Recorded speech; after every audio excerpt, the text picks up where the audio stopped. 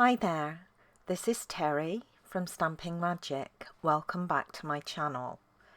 Today's projects really, are these super cute mini triangular treat boxes, and they'd be perfect to hang from your tree.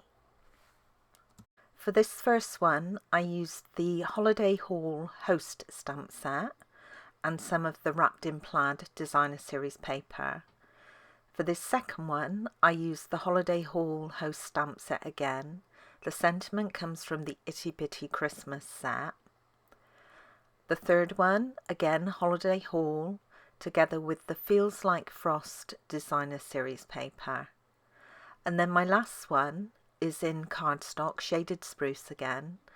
I used the Holiday Haul Holly image for the background and Snowfront for the main image. Now, to open these boxes, you pull down at the back corner and then you can get your chocolate treat, and it's a perfect size to fit a Ferrero Rocher. Then to close the box, you just squeeze the sides together slightly and give it a push. I designed this treat holder about 5 years ago now, so the original video for it is quite old. It was one of my first. Now I've changed the dimensions just slightly, so this one is a little bigger than my original, and it's a little easier to put together. So let's get started. These are all the measurements you need for the various elements required to create this project. So if you're interested in reproducing it, you can take a screenshot and refer to it later. I'm using a sheet of the Feels Like Frost Designer Series paper. This is 6 inches square. I'm going to score this at 1/2 inch, 3 inches and 5.5 inches. And then I'm going to rotate my paper and score down just to that first score line at 3 inches. Then I'll repeat this little score on the opposite side, so just to that first score line. Next, we want to make a couple more scores from the bottom of that little score line, so where it joins the horizontal line, to the bottom of our paper. You want to draw a line on your scoreboard down one of the grooves, and it needs to be about midway so you've got room to swing your paper. Position your stylus at the bottom of that 1/2 inch score line you made. Now you should be able to move your paper up and down, but it shouldn't go side to side. You should be able to swing it though, so the bottom edge moves. Now we're going to score from the bottom of that 1/2 inch score line to the corner, the end of that horizontal score line, okay, on the bottom of the paper. Then we can swing it the other way and do the other side. So again, it's on that score line, it's not in the corner of the paper. Okay,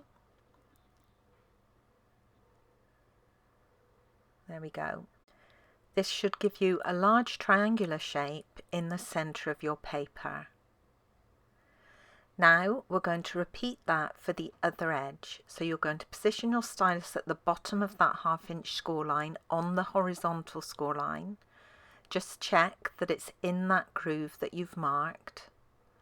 And then swing your paper towards the left to line up the bottom score line right at the end of it and score. Reposition your stylus, swing to the right. It's like a little dance. And then position your score line again on the same groove and score down. And this is what your paper should now look like. There we go. Now we've got some cutting that needs to be done. Now if you look at your paper, you can see a large diamond shape in the center made up of 2 equilateral cut triangles. And then on each side you've got 1/2 a diamond shape, again made up of 2, not quite sure what triangles they are, but 2 other triangles. Now you want to take those part diamond shapes away, cut them away.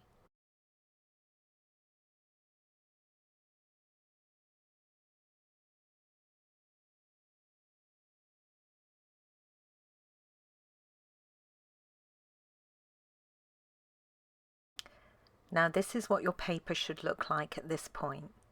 Now on the sides you've got 2 half-inch tabs on each side, one above the other. You want to remove either the bottom 2 or the top 2. It makes no difference which ones you take away. I'm going to remove the bottom ones. And as I do it, I'm going to slant cut, so take a notch out of the bottom of that top tab. And I'll do the same on the other side.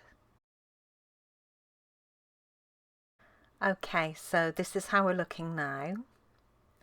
Now the next thing you want to do is on the top tab on one side, it doesn't matter which side you do this, you want to cut off a square from that tab only. So I'm just doing, the tab is 1/2 inch wide, so I'm just cutting off about a 1/2 inch square from the top. And then I'm going to notch the top of the remaining tab, like so. Okay, now on the opposite side you want to again notch the top of that tab, but we don't want to take a little notch, we want to do quite an acute notch. So cut a bit more away. This is so when we fold it in, it doesn't get in the way of the point. Right, we're almost there now. Just one more bit of cutting. Now on the side where you took off that little square, you're going to cut off the points on your paper. So I just follow where I notched that top tab, I just follow the line and extend it across the point, cut that away. And you want to do a similar cut on the bottom point, so you're cutting away about a 1/2 inch of it. I'm now going to add the holes for the baker's twine. Now the holes will be added on the same side as that tab that you did the acute cut on. You've got a middle triangle and a triangle either side. The holes are to be made on the triangles on either side of the middle one. So just mark the holes sort of centrally near that top edge and then punch them or pierce them with a paper piercer. I used a 1/16 of an inch hole punch. And then you can go ahead and fold on all your score lines and burnish them.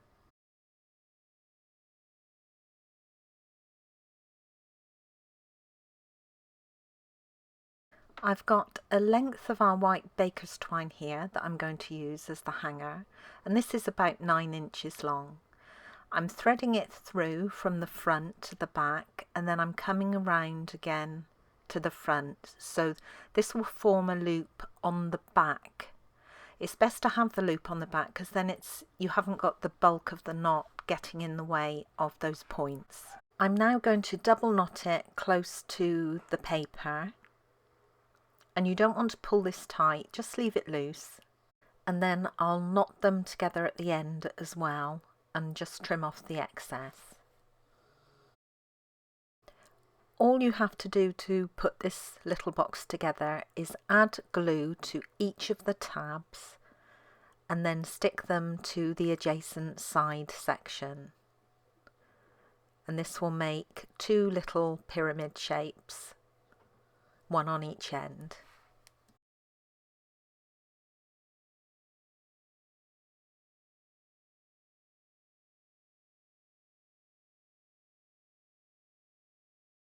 Now the sides are put together, you can see if the points that you trimmed off, see if the sides are equal.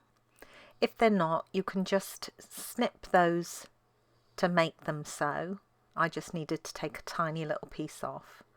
And then you can try closing your box. So give it a squeeze and then a push. Now if you find there's a lot of resistance, you may want to trim just a little bit more off of those ends. This is the Holiday Haul host stamp set that I used for most of my samples, but I'm going to use the snow front set again today, and I'm just going to use one of the tree images and the deer. I'll be using shaded spruce for the tree and soft suede for the deer. I'm going to stamp the deer first towards the bottom of my Whisper White cardstock, and then I'm using first, second and some third generation stamping to stamp my trees so I get different tones of colour. And then I'll punch this out with the 1.5 inch circle punch. I've die cut a cherry cobbler scalloped circle for my little image to go onto, and I used the layering circles framelit dies for this. This is the third size up from the smallest. I can now layer these both together and then add some dimensionals onto the reverse.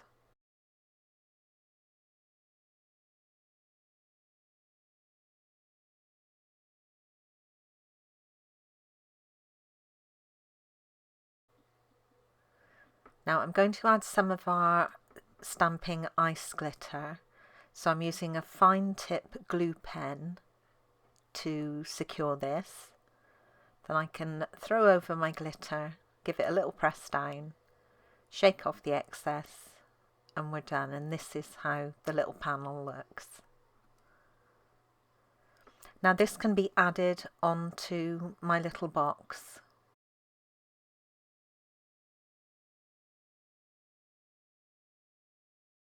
Finally, I can add my chocolate treat.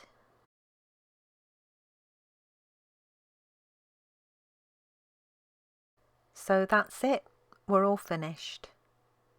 It's really sweet, and you don't have to fear that the bottom's going to fall out at all. It's quite secure. And here's another look at my original ones.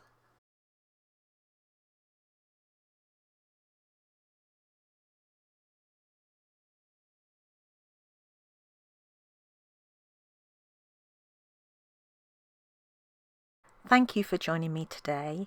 I hope you enjoyed this project. If you did, please give it a thumbs up and don't forget to subscribe and hit that notifications bell so you don't miss out on any future videos. Bye for now.